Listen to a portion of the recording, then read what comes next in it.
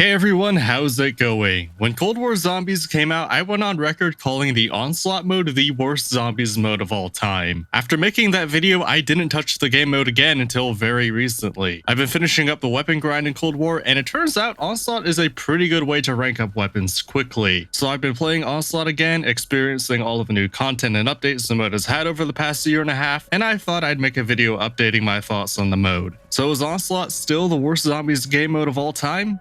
Let's find out. The first thing you'll notice is that there are a lot more maps than there were at launch, which should be expected. Obviously, this is a good thing. More new maps means more replayability. If you like the core gameplay loop, you can play it on more maps. The containment playlist focuses on small maps and doesn't restrict you to certain areas of the map. This is a great playlist to rank up weapons quickly and get straight into the action. It can get really intense at times, and I found it the most enjoyable way to play Onslaught. There's also a Holiday Onslaught playlist, which is similar to the Jingle Hells mode from Season 1 of Cold War. It's a nice addition, but like Jingle Hells, it gets old pretty quickly. Since they added more perks in the Cold War, you of course have a chance to get them in Onslaught. Being able to use perks like PhD in Onslaught is great, especially for ranking up explosive weapons, but Tombstone, Mule Kick, and Depth Perception aren't all that useful. Ammo is plentiful, so you don't need the extra firepower from Mule Kick. Tombstone is still only really useful if you go down, and a better substitute would be Quick Revive, and the only real benefit from Depth Perception is the extra armor damage since there's no salvage in this mode. It also adds more randomness to the setup phase, quote-unquote,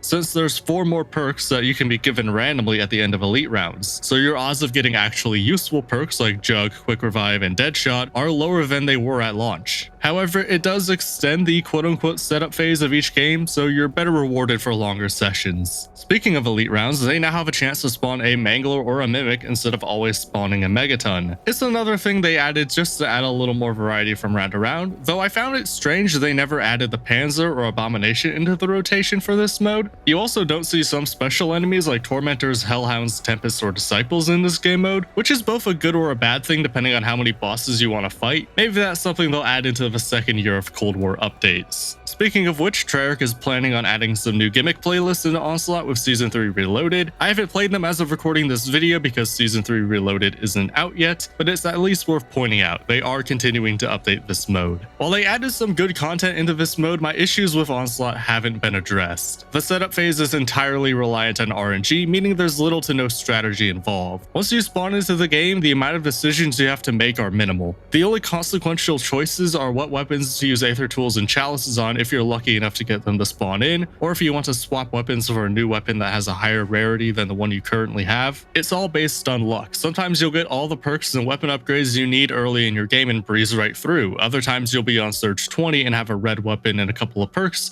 that don't help your setup. It's just not all that interesting. It's fine if you want to AFK slay for a little bit, and it can be great for ranking up weapons, but beyond that it's not very replayable. The only thing that kept me going was wanting to rank up my weapons, and getting the gold chalice on every map was just a good background objective. Overall, Onslaught has improved, but not by much. The new content they added is nice, but it doesn't address any of my issues with the core gameplay. In fact, you could argue that it's gotten worse since there's more perks and more RNG to make the setup phase worse. That being said, I don't think I can, in good faith, call Onslaught the worst zombies side mode. While it's not something I would play for fun, I can at least appreciate its role as a mode to rank up weapons quickly while you turn your brain off and just shoot things. Turn from Black Ops 2 is definitely the worst side mode now, and Onslaught is a step above that. Gauntlets from Black Ops 4 are probably better since they provide a challenge that Onslaught doesn't, but it's pretty close there. I haven't decided. That comes down to opinion and taste more than anything. But those are just my thoughts. Of course, let me know what you think in the comments below. Thanks for watching. Like the video if you made it this far. Subscribe to the channel if you want to see more,